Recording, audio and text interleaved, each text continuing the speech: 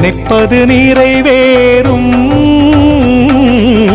அது உந்தன் அருளாகும். நினைப்பது நிறைவேறும்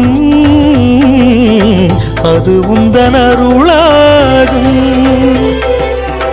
கண்ணாய் எங்களை காப்பவனே உன்னை என்றும் மறவேனே.